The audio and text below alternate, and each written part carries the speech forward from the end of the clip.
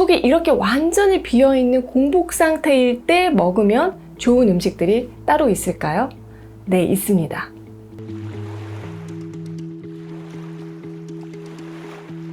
안녕하세요. 정세현 의사 라이프 레시피 정나래입니다. 막 일어났을 때의 상태도 공복이지만 요즘에는 건강을 위해서 간헐적 단식을 하면서 일부러 공복 상태를 만드는 분들이 많이 계신데요. 사람마다 소화 속도도 다르고 또 음식물의 종류에 따라서도 다를 수 있지만 진정한 공복은 식사를 안 한 지 약 8시간이 되었을 때 그부터를 말합니다. 음식물이 위장에서 소장까지 내려가는 시간은 약 3시간에서 6시간, 그리고 이 음식물이 대장까지 내려가는 시간이 약 2시간이고요. 이러한 이유 때문에 건강검진이나 공복 시 혈당 체크를 할 때에도 통상 8시간을 기준으로 하게 됩니다. 그런데 속이 이렇게 완전히 비어있는 공복 상태일 때 먹으면 좋은 음식들이 따로 있을까요? 네, 있습니다. 공복에 먹으면 좋은 음식, 첫 번째는 오이입니다. 특히 공복에 구취가 심한 분들, 속쓰림이 심한 분들은 공복에 오이를 단독으로 드세요. 공복에는 입안도 메마르지만 이 위장 점막도 메마르면서 위산과 음식 찌꺼기 냄새가 역류하기 쉽습니다.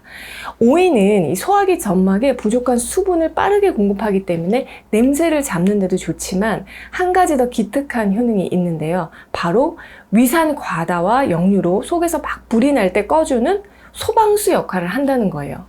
위산 역류가 너무 심해서 가끔 새벽에 막 자다가 속 쓰려서 깨는 분들도 있으실 거예요. 괴로워하지 마시고 오이 사다 놨다가 이럴 때는 빈속에 오이를 바로 드세요. 속쓰림이 즉각적으로 진정됩니다. 다만 오이는 냉한 성질이 있어서 장이 냉한 분들이 공복에 냉장고에서 바로 꺼낸 오이를 먹게 되면은 간혹 설사를 할 수도 있습니다. 그래서 장이 냉한 분들이 공복에 구취나 속쓰림이 심하다면은 오이보다는 미지근한 물을 드시는 것이 더 좋아요. 자, 두 번째는 꿀에 대한 얘기를 좀 하려고 하는데요. 이건 여러분이 좀 잘 알아두실 필요가 있습니다. 자, 인터넷이나 유튜브에 공복에 먹으면 좋은 음식으로 쳐보면은 하나같이 꿀을 추천하는 잘못된 정보를 보고 제가 놀랐는데, 공복 꿀은 어떤 사람이 먹느냐에 따라서 정말 약이 될 수도 있고 또 반대로 안 먹는 이만 못한 독이 될 수도 있습니다. 제가 대체당 영상에서도 설명드렸던 것처럼 꿀이라는 것이 자연에서 얻어지는 천연당이기 때문에 설탕과는 달리 굉장히 그 미네랄과 각종 생리활성 물질이 풍부한 것은 맞아요. 그런데 달기 때문에 혈당을 올리는 혈당 지수가 높다는 사실은 변하지 않습니다. 따라서 당뇨가 있거나 당뇨 전 단계인 내당능 장애가 있는 분들이 꿀을, 그것도 빈속에 섭취하게 되면 어떻게 되겠어요? 혈당을 급격하게 올려서 혈당 스파이크를 일으키게 됩니다. 자, 다만 당뇨와는 거리가 멀다, 혈당 문제가 없다 하는 분들은 공복에 먹는 꿀이 약용식품이 되기도 하는데요. 신경 안정작용과 기력을 돋구는 작용이 탁월합니다. 특히 꿀 중에서도 마누카 꿀 같은 꿀은 공복에 섭취하는 것이 가장 효과가 좋아요. 공복에 먹어야 좋은 음식 세 번째는 찐 양배추입니다. 공복은 위장 간의 염증을 치유할 수 있는 아주 좋은 기회가 되는데요. 여러분, 식도염 위험이 한번 생기면은 잘 낫질 않고 자꾸 재발하잖아요. 그 이유가 상처가 아물기도 전에 음식을 먹고 간식도 먹고 계속 먹으면서 상처를 지속적으로 자극하기 때문이에요. 그래서 일정 시간 공복을 유지하는 것은 염증이 회복되기에 충분한 시간을 벌어주는 역할을 하고요. 공복에 먹는 음식이 위 식도 점막을 재생시키는 효과가 있다면 염증 치료에 시너지 효과가 나겠죠. 자, 대표적으로 위 식도 점막을 재생시키는 효능이 있는 음식이 비타민 U가 풍부한 양배추입니다.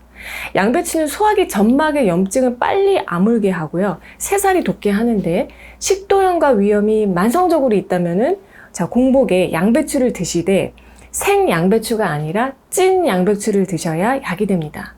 양배추를 살짝 찌거나 데치면 염증 부위에 그 자극이 될 수 있는 매운맛은 날아가고요. 또 질긴 섬유질이 아주 부드럽게 연화가 돼서 상처를 자극하지 않기 때문이에요. 공복에 먹어야 좋은 음식 네 번째는 생마입니다. 특히 당뇨 환자분들, 혈당 관리가 필요한 분들께 이 공복 생마가 좋은데요. 공복 상태에서 생마를 썰어서 아삭아삭하게 몇 조각 먹고 그 다음에 식사를 하게 되면은 혈당이 급격하게 오르는 것을 방지할 수가 있어요. 생마를 썰어보면은 미끌미끌한 점액질이 많은데 이 점액질이 위장관에서 음식물이 소화 흡수되는 속도를 느리게 하는 작용을 합니다. 그래서 혈당도 천천히 오르는 거죠. 또 점액질 속에는 뮤신이라는 성분이 풍부한데 뮤신도 양배추 속의 비타민 U처럼 점막 재생 효능이 있거든요. 그래서 공복에 마를 갈아서 먹고 위장이 편해졌다라고 얘기하시는 분들도 제법 많습니다. 자, 그런데 마는 위장의 그 운동성이 많이 떨어져서 소화력이 약한 분들이 공복에 섭취할 때는 오히려 속쓰림이 더 심해질 수도 있어요. 아까 말씀드렸듯이 마의 점액질 그 자체가 소화를 더디게 하는 경향이 있기 때문입니다. 따라서 위장에 연동운동하는 그 힘이 좀 약한 분들은 소화 상태를 봐가면서 드셔야 해요. 마지막으로 여러분, 우리 몸의 오장육부 중에서 공복 상태로 있는 동안에도 끊임없이 일을 하면서 에너지를 계속 쓰는 장기가 어디일까요? 바로 간입니다. 심지어 잠을 자는 그 수면 시간 중에도 활동을 멈추지 않고 에너지원으로 포도당을 공급받으면서 바쁘게 돌아가는 곳이 인간의 뇌인데 이런 뇌를 먹여 살리는 곳이 바로 간이에요. 간은 포도당을 글리코겐 형태로 저장을 했다가 뇌신경에 시시때때로 공급하는 역할을 합니다. 그렇기 때문에 음식 섭취가 없는 그 공복 시간이 길면 길어질수록 간에서는 글리코겐이 고갈되게 돼요. 간에서 글리코겐이 바닥나면은 뇌 노화를 촉진하고 뇌 건강에 나쁜 영향을 끼치기 때문에 공복에는 간에 에너지 충전을 해주는 음식을 섭취해 주시는 것이 좋습니다.